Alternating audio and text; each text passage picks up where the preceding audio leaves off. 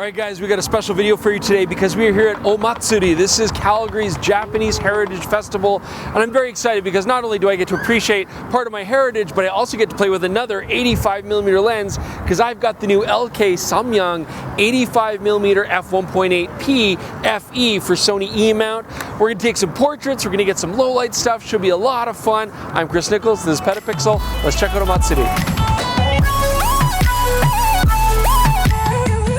So here you can see inside the Japanese market, so many vendors here selling lots of awesome stuff. What you probably won't find in here though is any used cameras, but if that's exactly what you're looking for, we've got a better option for you, and you don't even have to leave the house. Just go to cage.com, you can find all the used camera gear that you're looking for there. They got a great search engine, easy to find all the gear you want. You can absolutely see what condition they're in, if there's any issues, and they know that their experts have evaluated everything properly and are gonna give you a fair price. So if you want some Japanese gifts, you should come to Omatsuri. And if you're looking for used cameras and you're in Tokyo, definitely check out all the secondhand shops. But if you're at home right now, go to cage.com. You're gonna find so much stuff that you're looking for. We love their website. That's why they are PetaPixel's preferred pre-owned camera gear partner.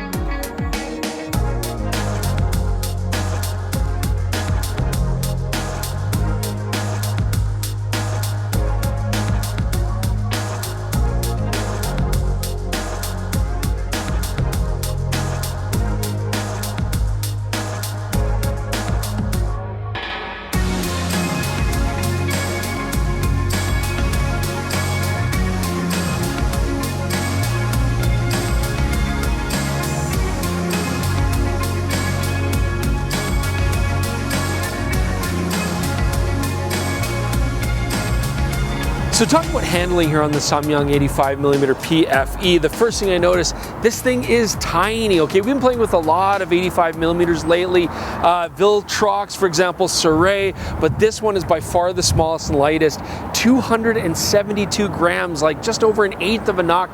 That's insane. This takes 62mm filters, and it is a very compact lens, but also very basic because of that.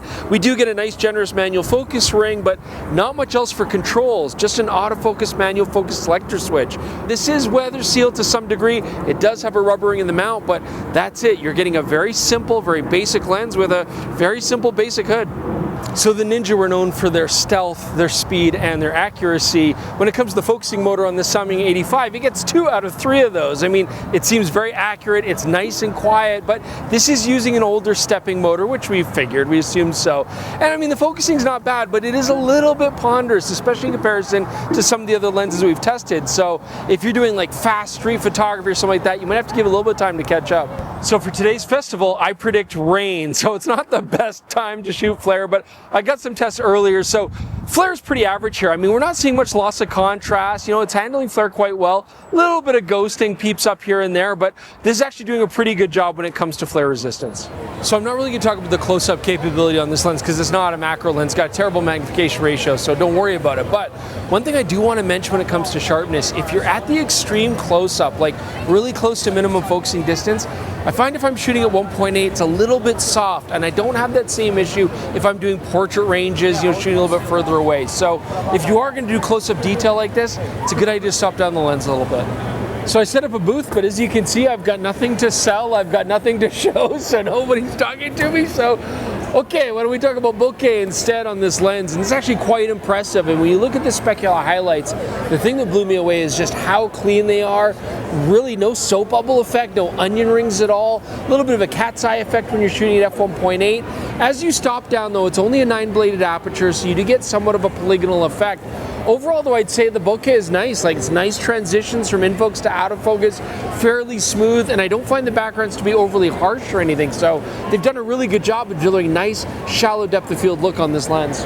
And what about LoCA, that longitudinal chromatic aberration where you get the color fringing in the foreground and background autofocus areas and you don't want it because it's really hard to get rid of in post? Well, you can see there's a little bit here on our test chart. It's not bad. It's a pretty average result and I'm really not too worried about it. Okay, so let's say that you're into video, you want to make your own anime, maybe you want to make a live action Gundam movie, which is a terrible idea, but you're passionate about it and you're committed to it and you're going to do it anyways. Well, is this lens going to be something you want to use for cinematic work?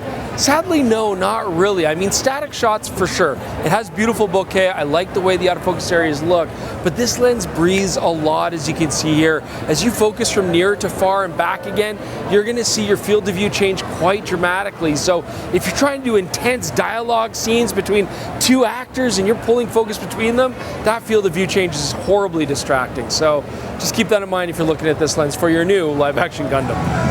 So one thing about my culture is we love really loud music, as you can probably hear, so enjoy that. While I talk about sharpness on this lens, which is actually one of the chief hallmark benefits of this Samyang. So if you look at the center of our test charts here, shooting wide open at f1.8, you can see tons of detail, very sharp.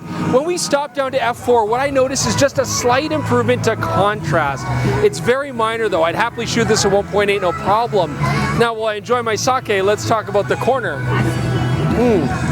It's nice and dry.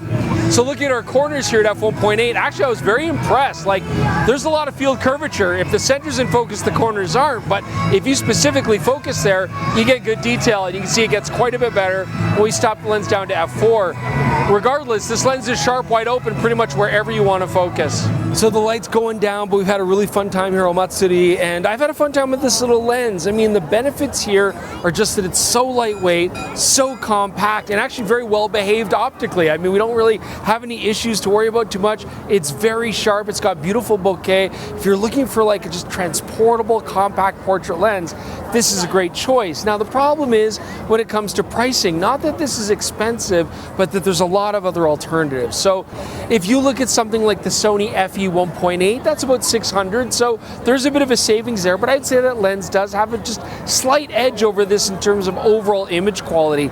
The real issue though is if you want to look at some of the 1.4 glass that's available. The Viltrox Pro, I love the character in that lens. It's about $600 USD. And then the Sirui 85mm 1.4, the Aurora, that thing is gorgeous. It's also sharp, it's contrasty and clean, and that's coming around a very similar price as well. So why would I go for a slower lens when I get a 1.4 aperture lens that gives me character or really good results and more light? But regardless, if you want something compact and light, there's no denying this is a fantastic lens optically, and although it's simple, it's a lot of fun. Let me know what you think. Leave your comments below. We always love the feedback. We always talk about that stuff on the PetaPixel podcast. You can see it on this exact same channel, or just listen to it on all your favorite podcasting apps. As well, do consider PetaPixel.com membership. You get to peruse the website ads-free. You get access to JPEG and RAW file sample galleries from the lenses that we're able to review, so you can judge for yourself. And as well, you get huge discounts on the merch store, a 5% discount off a lot of pre-owned gear at KH.com. It's absolutely worthwhile doing. Thanks so much for joining us. We'll see you with more on PetaPixel.